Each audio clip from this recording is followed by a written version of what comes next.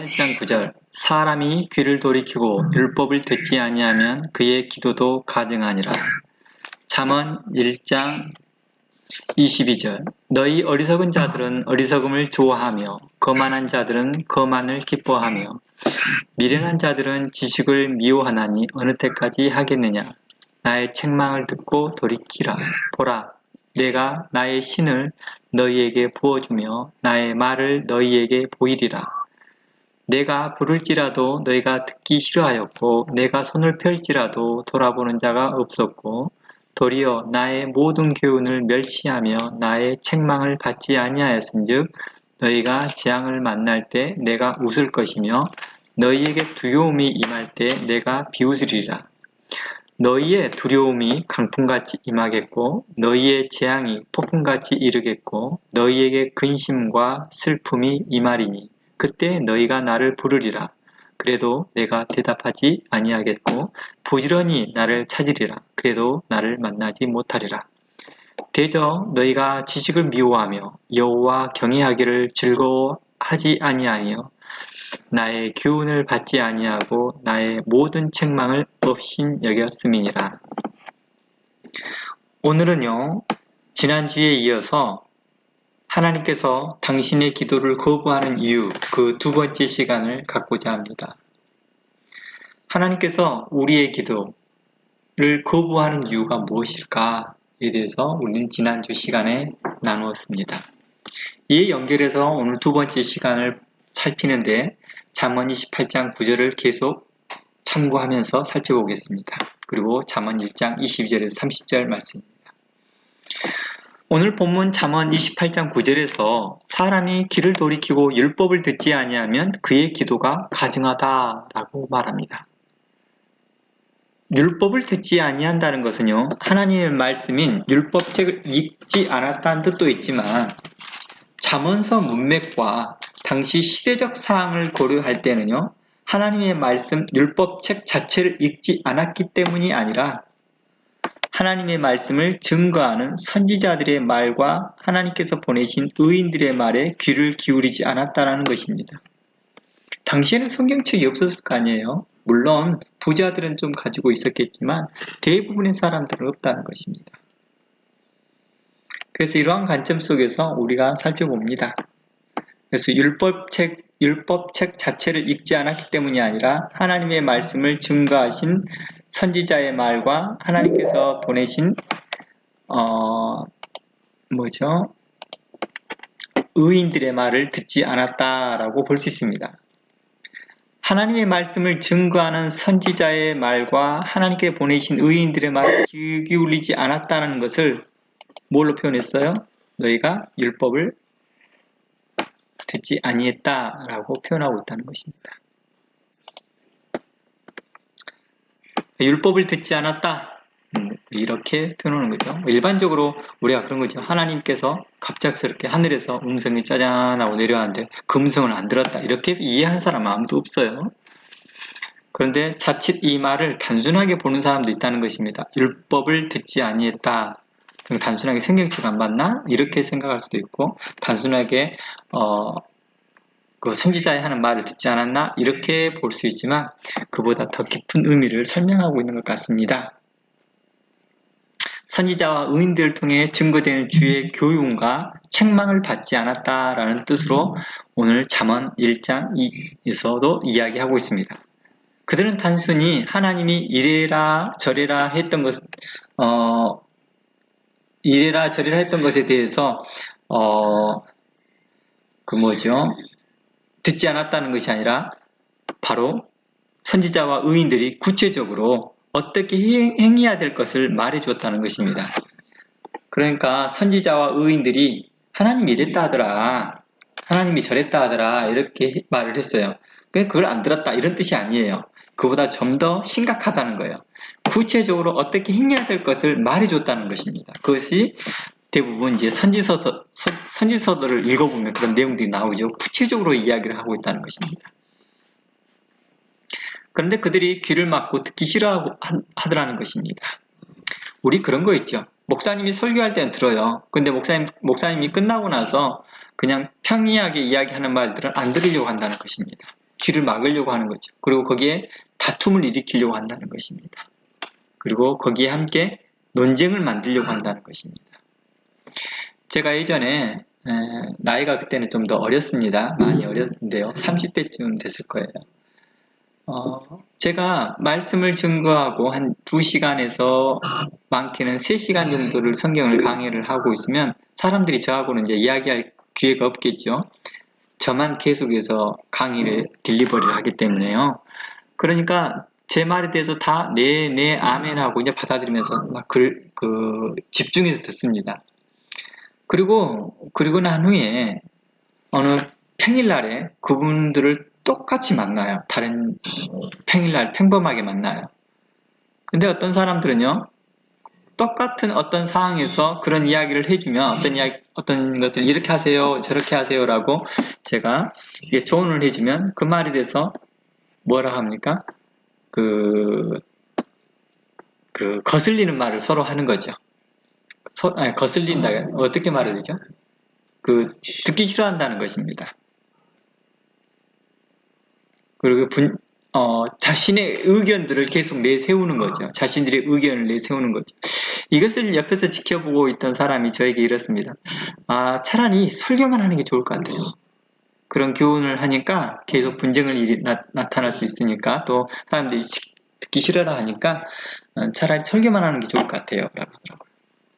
우리가 바로 이런 부분들입니다. 단순하게 설교만 선지자들이 했던 게 아니라 구체적으로 이야기를 하고 있거든요. 근데 그것들을 교훈과 책망을 듣기 싫어한다라는 것입니다. 심지어 듣지만 않을 뿐만 아니라 선지자와 의인들을 통해 증거되는 교훈과 책망을 이제 업신여기기 시작합니다. 이제 그 단계까지 오르더라고요. 그러면서 잠언 1장에서 증거했던 바와 같이 그들이 하나님의 교훈과 책망을 듣지 아니하고 업신여겼다라고 말하고 있는 것입니다.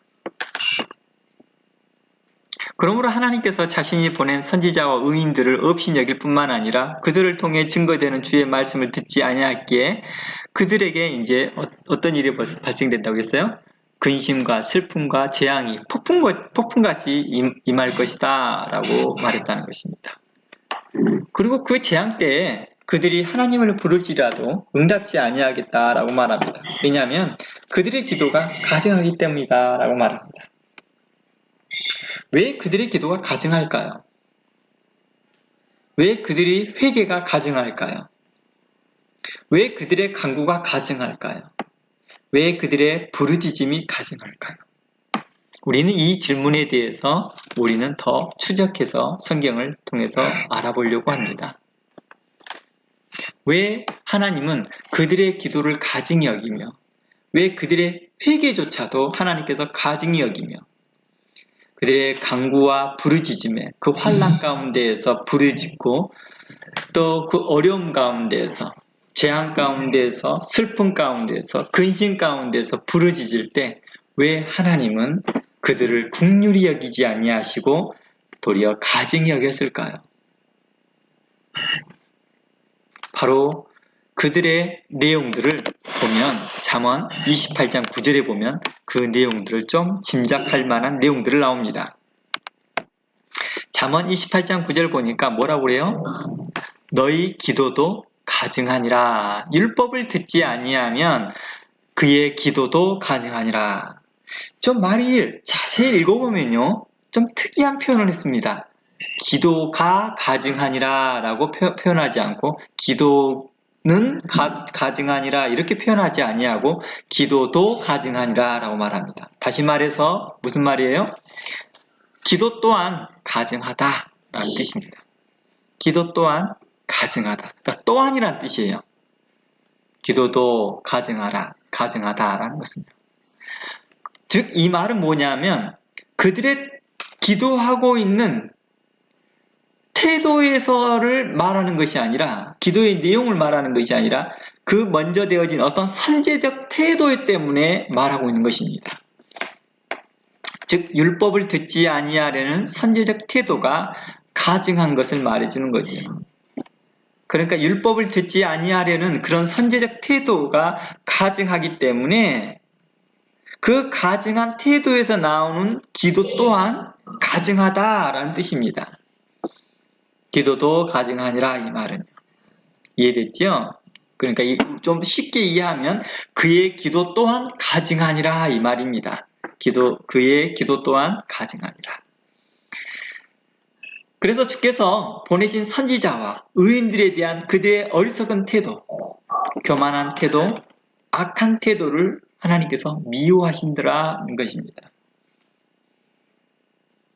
그런데 그렇게 그러한 어리석은 태도와 교만한 태도와 악한 태도, 이런 태도를 보였던 그들이 이제 재앙을 만나고 환난을 만나니까 이제 하나님께 부르짖으니까 너희 그런 태도 가운데 있었는데 이제 또 나한테 부르짖니?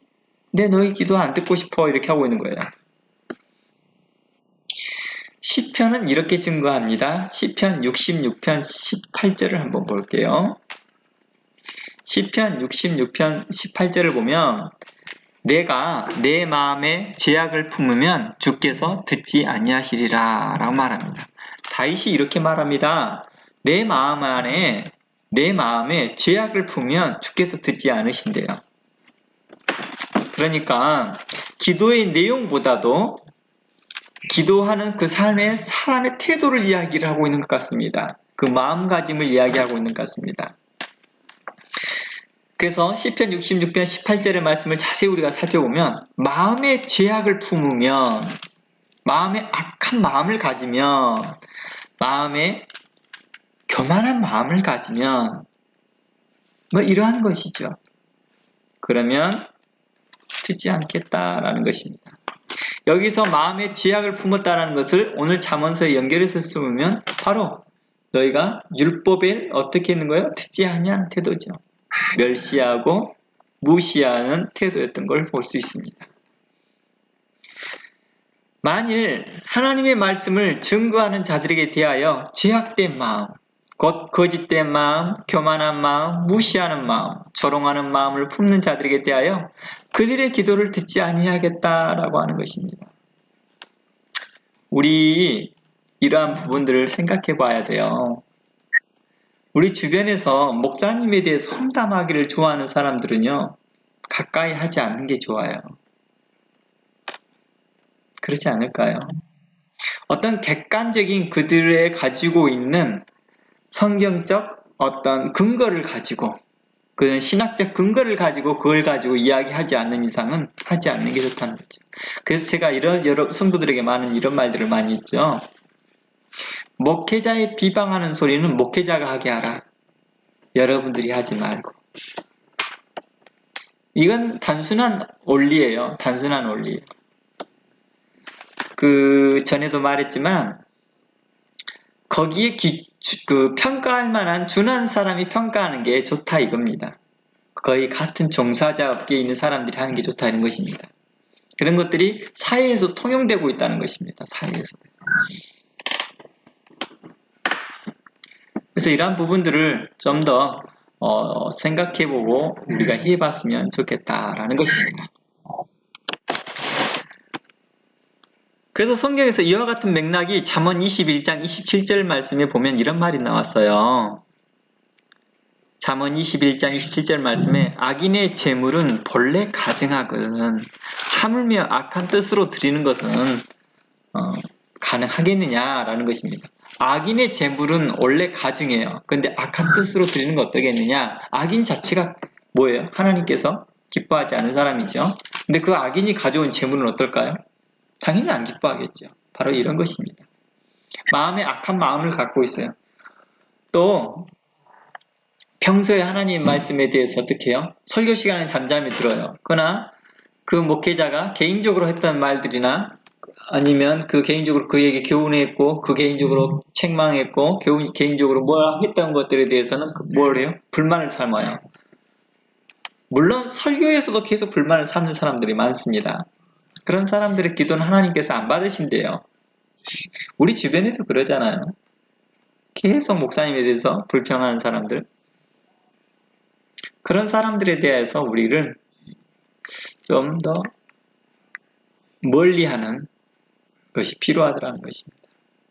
내가 그를 교훈하고 바르게 하고 책망할 수 없다 한다면 좀 멀리 하는 것입니다. 그리고 이런 부분들에 삼가 조심하라고 해야 되겠죠. 당신의 입을 조심하십시오. 이렇게 말해주는 거죠. 하나님께서 보고 계십니다. 하나님께서 판단하십니다. 그러니 당신의 입을 조심하십시오. 이렇게 하는 것이죠.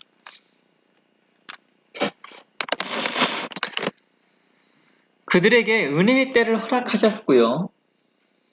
부지런히 선지자 의인을 보내셨다는 그 하나님께서 그들에게 인내하셨습니다. 그러나 그들은 듣지 않았습니다. 주목하지 않았습니다. 그들은 하나님께서 보내신 자를 존귀하게 여기지 아니하고 도리어 죽이기도 하고 핍박하기도 하고 조롱하기도 하고 어느 때는 무시하고 업신여기기도 했습니다. 어느 때는 그들을 고소하기도 했고요. 어느 때는 그들을 고발하기도 하였습니다. 이 은혜의 때가 지나가고 그들에게 더 이상 회개의 때를 얻지 못한 것입니다. 그때는 한 번 닫힌 문은 열리지가 않더라는 것입니다. 공유를 바라나 더 이상 열리지 않는다는 것입니다. 그래서 우리가 지난주에 살펴봤던 누가복음 13장에서도 좁은 문으로 들어가기를 힘쓰라. 그러나 한 번 닫힌 문은 더 이상 열리지 않는다라고 말합니다. 그래서 13장 25절에 집 주인이 일어나 문을 한 번 닫은 후에는 너희에게 밖에서 서서 두드리며 주여 열어주소서 하면 저가 대답하여 가로되 나는 너희가 어디서 온 자인지 알지 못하겠다라고 말합니다. 이 내용을 좀 더 부자와 나사로 비유를 통해서 좀 더 구체적으로 살펴보려고 합니다. 부자와 나사로를 통해서 보면요, 이 내용을 좀 더 자세히 볼 수 있습니다. 누가복음 16장 가볼까요? 부자와 나사로 이 내용은요, 다 읽어보진 않고요, 중간으로부터 보겠습니다. 24절부터 볼게요. 누가복음 16장 24절. 이제 부자와 나사로가 같이 있었습니다. 그러다가 어느 날 각각 다 죽었습니다. 부자도 죽고 나사로도 죽었습니다. 나사로는 부자와 달리 거지 나사로였다라고 합니다. 그런데 이제 그 부자가 지옥불에 있었습니다. 그러면서 그가 그 지옥불에서 너무 뜨거운 나머지 그리고 갈증을 느낀 나머지 이제 아브라함을 부릅니다. 아버지 아브라함이여 나를 긍휼히 여기사 나사로를 보내어 그 손가락 끝에 물을 찍어 내 혀를 서늘하게 하소서. 내가 이 불꽃 가운데서 괴로워하나이다. 24절부터 읽고 나오고 있습니다. 25절. 아브라함이 이르되 예, 너는 살았을 때 좋은 것을 받았고 나사로는 고난을 받았으니 이것을 기억하라. 이제 그는 여기서 위로를 받고 너는 괴로움을 받느니라. 26절. 그뿐 아니라 너희와 우리 사이에 큰 구렁텅이가 놓여 있어 여기에서 너희에게 건너가고자 하되 갈 수가 없고 거기서 우리에게 건너올 수도 없게 하였느니라. 이르되 그러면 아버지여 구하노니 나사로를 내 아버지 집에 보내소서. 내 형제 5이 있으니 그들에게 증언하게 하여 그들로 이 고통받는 곳에 오지 않게 하소서. 아브라함이 이르되 그들에게 모세와 선지자들이 있으니 그들에게 들을지니라. 이르되 그렇지 아니하나이다. 아버지 아브라함이여 만일 죽은 자 가운데에서 그들에게 가는 자가 있으면 회개하리이다. 이르되 모세와 선지자들에게 듣지 아니하면 비록 죽은 자 가운데 살아나는 자가 있을지라도 고난을 받지 아니하리라 하였다 하시니라. 이곳에서 보면 부자는 간구하고 간청하며 자신을 불쌍히 긍휼히 여겨달라고 합니다. 자신이 과거 멸시하고 천대하고 업신여겼던 나사로를 통해서라도 자기를 긍휼히 여겨 주십시오. 이제 그것 전혀 상관없습니다. 나사로가 저는 이제 전에 나사로 앞에서 내가 창피함 당해도 괜찮습니다. 내가 나사로 앞에서 멸시를 당해도 괜찮습니다. 내가 나사로 앞에 천대를 받아도 좋습니다. 그러니 나사로의 손가락에 물을 살짝 찍어 내게 혀에 서늘하게만 해달라고 합니다. 그러자 아브라함의 대답은 너무너무 냉담합니다. 너와 나 사이에 큰 구렁텅이가 있어 가려고 해도 못 간다 이렇게 말합니다. 실상 가려는 의지만 있으면 왜 못 가겠습니까? 도우려는 의지만 있으면 왜 못 가겠습니까? 그러나 갈 수 없다라고 말합니다. 그러자 부자는 또 간청하고 회개하듯 나사로를 자신들의 형제들에게 보내어 자신과 같이 이곳에 오지 않게 해달라고 요청합니다. 그러나 그것마저도 거부당합니다. 그의 간구와 간청과 긍휼히 여겨달라는 모든 것들이 지금 계속 거부당하고 있습니다. 지금 어떤 상황이에요? 얼마나 갈증이 심하면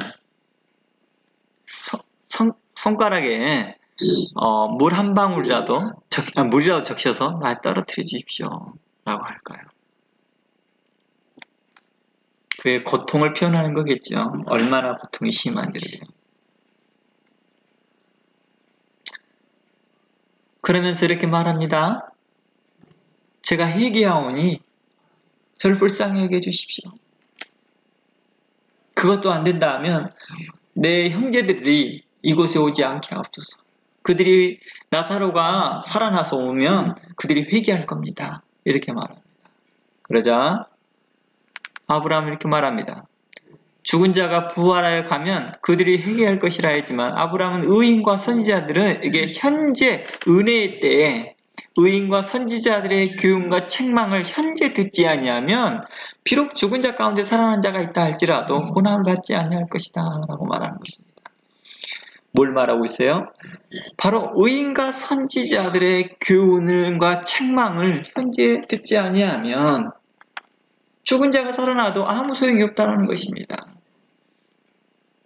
그러니까 잠언서의 말씀이 너희가 율법을 듣지 아니하면 이란 의미가 바로 하나님께서 보내신 자 의인과 선지자들의 말씀을 듣지 아니하면 이라는 것입니다. 그것도 단순하게 설교 시간에 했던 말만 말하는 게 아니라 그의 모든 생활 가운데서 이야기하고 있었던 것입니다. 선지자가 오늘날처럼 일주일에 한 번씩 만나서 자, 다 모여서 예배 드립시다 이렇게 해서 그때 말할까요? 그건 제사장이 하는 일이죠. 그렇죠? 제사장은 일주일에 한 번씩 이렇게 하잖아요. 또 의인들은 어떻습니까? 선지자들은 어떻습니까? 그렇게 하지 않습니다. 그냥 때와 시기를 가리지 아니하고 증거합니다. 그들을 교훈하고 책망하고 바르게 합니다.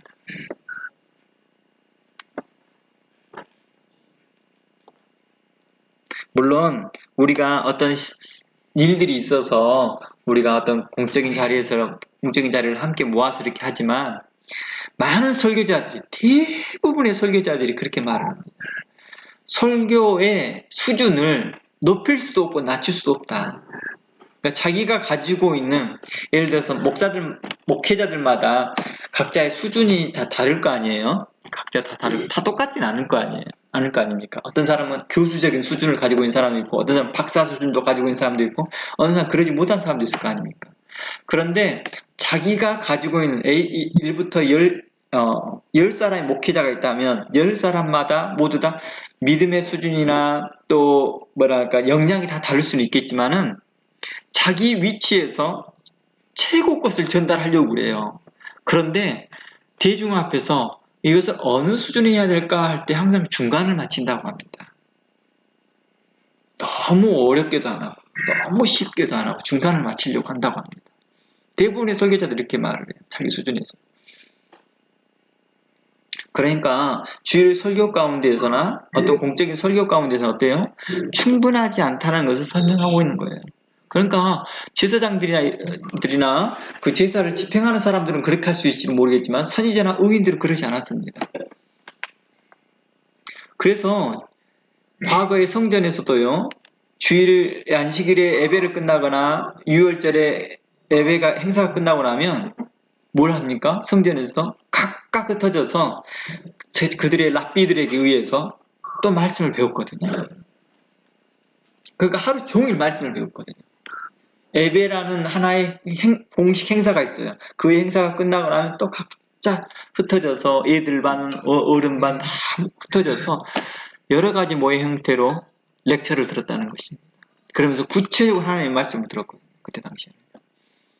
그리고 질의응답도 했었고요. 이런 거 어떻게 해야 됩니까? 할 때 랍비들이 와서 대답을 해주고 선지자들이 와서 말을 해주고 이렇게 했던 것이죠.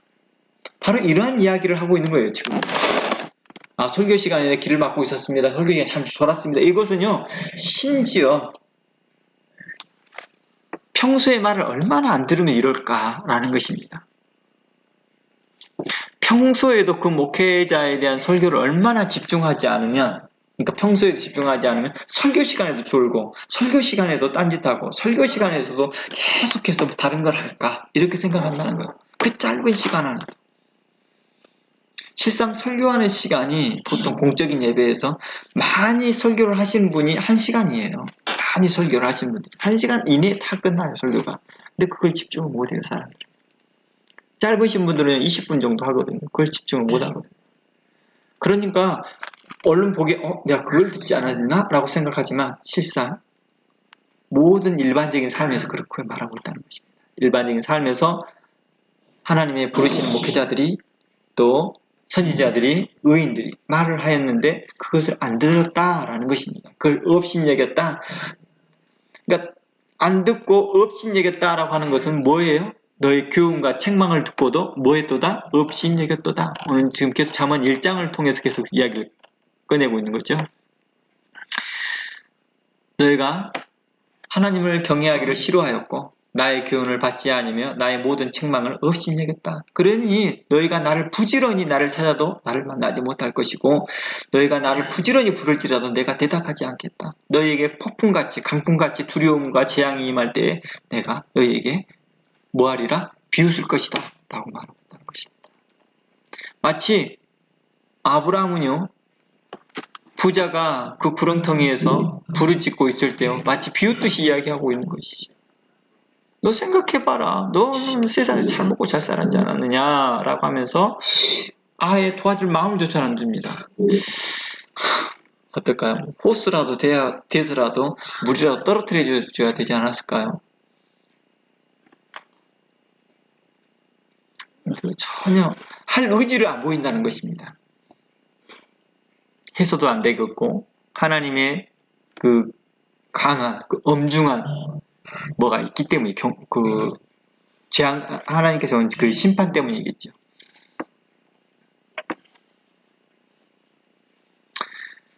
우리가 이곳에서 몇 가지 좀 점검해 볼 것이 있습니다. 병들어 힘들어하는 나사로의 모습은요. 어떤 모습일까?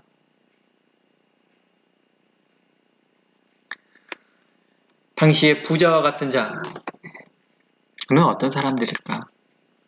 마음이 부자인 사람들이죠. 하나님의 교훈과 말씀이 없어도 형통하다는 자들이죠. 바로 나사로는 멸시받고 천대받고 업신받았던 당시의 선지자와 의인들의 모습을 묘사해 준 겁니다. 특히 헌대를 알았다라고 하는 말씀이 있습니다. 21절을 봐보면 개가 와서 나사로의 그 헌대를 핥았다라고 말합니다.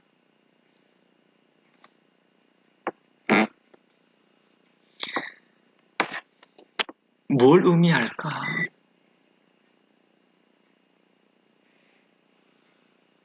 이것은요, 헌대를 알았다는 것은요, 그만큼 문둥병이에요. 이 헌대는요, 어떤 문둥병처럼 그런 심한 피부병이나 그런 것들을 말합니다. 당시에 이 헌대를 아는 사람들은요, 전염성이 강하기 때문에 다 사람들이 혐오합니다. 이처럼 선지자들을 그렇게 혐오했다라는 것입니다. 신약에서도 사도 바울을 바로 문둥병자와 같다라고 표현하죠. 그의 가르치는 교훈에 대하여서. 그러니까 혐오하는 거죠. 그리스도의 부활을 가르치는 그 사도 바울을 혐오합니다. 유대인들이요. 그래서 문둥병처럼 생각했다는 것입니다.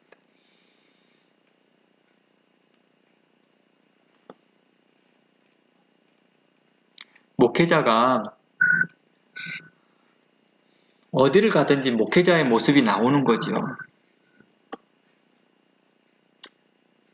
잔소리 같지 않는 잔소리를 해야 되고, 교훈, 설교 같지 않는 그 설교를 해야, 설교 같은 모습은 아니지만 또 설교 같은 형태로 또 말을 해줘야 되는 것이죠.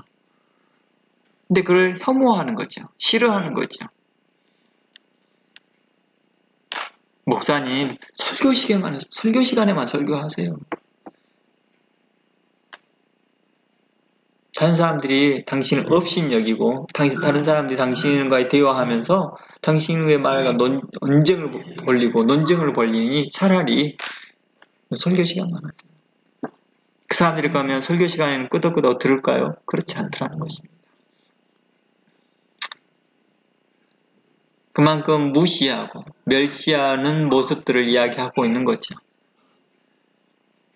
개가 핥았다라고 하는 그 상처를 핥았다는 것은요, 심지어 이방인에게까지 무시와 모욕을 당하는 것입니다. 그 선지자와 의인들이요, 이방인에게까지.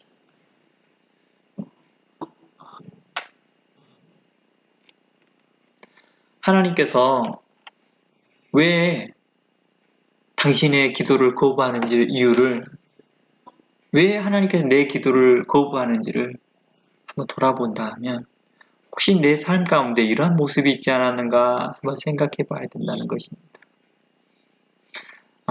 하나님께서 하나님의 말씀을 듣지 아니했다라는 이 말이 잠언 1장 22절에서 3절을 기준으로 해봤을 때 하나님의 그 교훈과 책망을 업신여겼고 받지 않았던 거구나.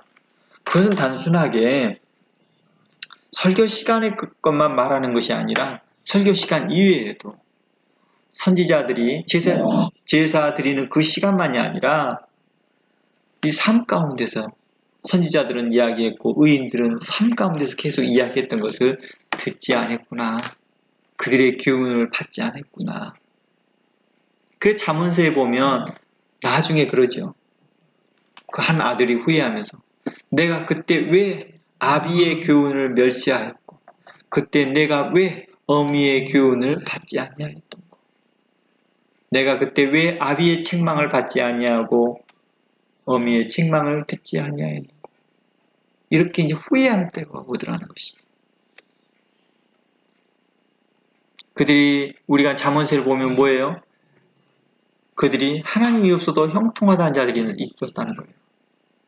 심지어 악인들이 장수하고 악인들이 형통하면서 살아가더라는 것이죠. 그러니 선지자들과 의인들을 얼마나 멸시합니까? 그들이 멸시하고 천대하는 그런 모습들을 말하고 있다는 것입니다. 오늘날 보세요.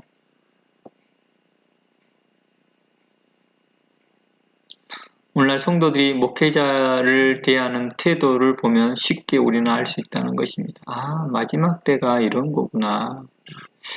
우리는 계속해서 기도가요. 계속 기복적인 신앙으로 뭘 합니까? 계속 공들여서 뭔가를 얻어내려고만 합니다. 뭘 공을 들여서 얻어내려고 합니다. 신실한 삶을 통하여서 그리스도인의 성숙한 삶을 살면서 하나님 앞에 합당한 기도 응답이 아니라 하나님과 무언가 어떻게 하든 간에 수단과 방법을 가리지 아니하고 하나님께 어떤 불로소득을 얻고 싶어 한다는 것입니다. 자신에게 이익만 된다 하면 하나님 이러한 기도를 가증히 여기시더라라는 것입니다. 그러니 우리 마음에서 악한 생각을 제하여내고 내가 오늘날 그의 음성을 듣거든 주의 말씀을 듣거든 너희는 마음을 강팍하게 하지 말라 함과 같이 하나님의 말씀을 들을 때 우리 마음이 온유하고 겸손한 마음으로 들었으면 좋겠습니다. 히브리서 13장의 말씀에 이러한 말씀이 있습니다. 너희를 인도하는 자들에게 순종하고 복종하라. 그들은 너희 영혼을 위하여 경성하기를 자기 자신이 청산할 자인 것 같이 하느니라. 그들로 하여금 이 사역을 즐거움으로 이것을 하게 하고 근심으로 하게 하지 말라. 그렇지 않으면 너희에게 유익이 없느니라. 근심으로 하게 한다는 건 뭘까요? 우리가 에베소서의 말씀에서도 봤지만 또 야고보서의 말씀도 봤지만 성령을 근심케 하는 모습이라는 것입니다.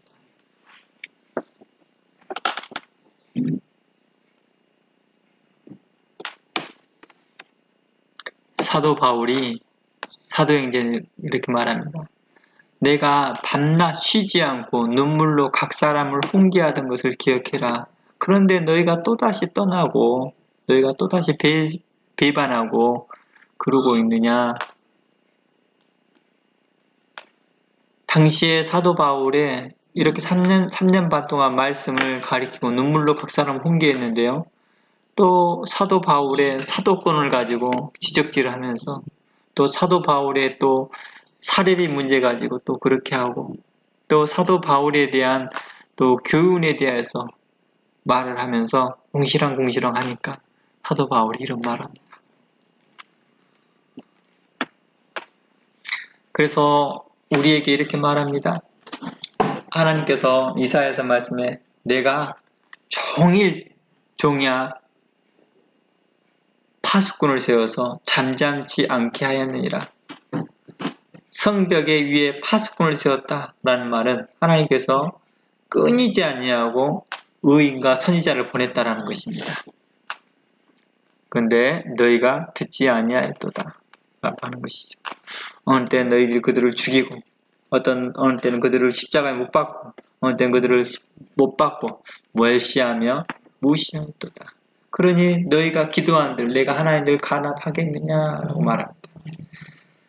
바로 이러한 모습들을 예수님께서 사두개인과 바리새인들을 책망했던 모습입니다. 당시에 예수님 오시기 전에도 많은 의인들과 선지자들을 보내셨거든요. 그리고 그 서기관과 바리새인들에게 말씀하였으나 그들은 도리어 그 의인과 선지자들을 십자가에 못 박아버립니다. 그러자 예수님께서 이렇게 말하고 오셔서 너희가 하는 기도가 가증하다. 너희가 하는 기도가 외식됐다. 이렇게 말씀합니다. 너희들은 다 사람에게 보이려고 기도하고 있는구나. 너희들은 사람에게 보이려고 금식도 하고 너희는 사람에게 보이려고 찬송도 하고 너희는 사람에게 보이려고 성경 공부도 하고 너희는 사람에게 보이려고 예배 참석하는구나. 이렇게 하고 있는 것입니다. 그러니 내가 기뻐하지 아니하겠도다. 그거인데 하나님들 내가 받아들이겠느냐라고 했던 것입니다. 하나님께서는 우리에게 이런 말합니다. 디모데전서를 통하여 잘 다스리는 장로는 배나 존경할 자로 알되 말씀과 가르침에 수고하는 자는 이들을 더할 것이니라 라고 말합니다. 잘 다스리는 장로 그들을 우리는 배나 존경하래요. 그러니까 일반 장로들보다 배나 존경을 하래요. 그리고 말씀과 가르침에 수고하는 이들은 이들을 더할 것이라. 배보다 더하는 건 4배가 되나요? 그 말은 무엇일까요? 우리 목사님이란 뜻이 아니겠죠. 그런 의미가 아니라 말씀을 가르친 자들에게 대하여서 뭐하라? 청종하라 이 말이죠. 그것이 너희에게 유익하다. 그 목사님에게 통해서 하나님의 말씀이 증거되고 있는 것에 대해서 청종하라라는 뜻이지 목사님의 자체 인격에 대해서 말하는 것이 아니었다는 것이죠. 물론 그 인격까지 우리는 존중하는 것이죠. 물론. 하지만 그 인격을 하나님께 통하여서 말씀을 증거하는 것이 있기에 우리는 그를 존귀하는 자로 알고 우리는 뭐합니까? 더 존경하고 그 가르침에 복종한다라고 말하는 것입니다. 하나님은 교회에 여러 가지 은사들 자들 중요했으나 말씀과 가르침에 수고하는 자들을 우리 더 존중할 자로 알며 그들의 교훈, 그들에게 나오는 하나님의 책망과 하나님의 그 지혜들을 업신여기지 말고 귀히 여겨서 여러분의 삶에 윤택함이 있기를 원합니다. 여러분의 기도가 하나님께 응답되었으면 좋겠습니다. 하나님의 기쁨이, 여러분의 기도가 하나님 앞에서 기쁨이 되고 즐거움이 되었으면 좋겠습니다. 여러분의 삶이 하나님 앞에 건강한 삶, 성숙한 삶으로 살아서 하나님 앞에 기쁨이요, 또 모든 성도들에게 유익되었으면 좋겠습니다. 다 함께 기도합니다. 하나님, 감사합니다. 우리 각 사람을 세우시고 인도하신 하나님께 감사합니다. 오늘도 우리와 함께하여 주시옵시고 우리를 도우시고 보호하신 하나님께 감사합니다. 하나님, 우리 각 사람에게 하나님의 거룩한 성품을 주시고 착한 마음과 의로운 마음으로 하나님의 말씀을 기쁨으로 받고 간절한 마음으로 그 말씀이 과연 그러한가 하여 상고하고 묵상할 수 있는 성숙한 마음 허락하여 주시옵소서. 날마다 하나님 앞에 나오며 하나님 말씀 안에서 지혜를 구하는 자들에게 복을 허락하사 그의 마음에 평강을 주시옵시고 그 가정에 복을 주시사 그 자녀들에게도 하나님의 거룩함으로 채워 주시옵소서.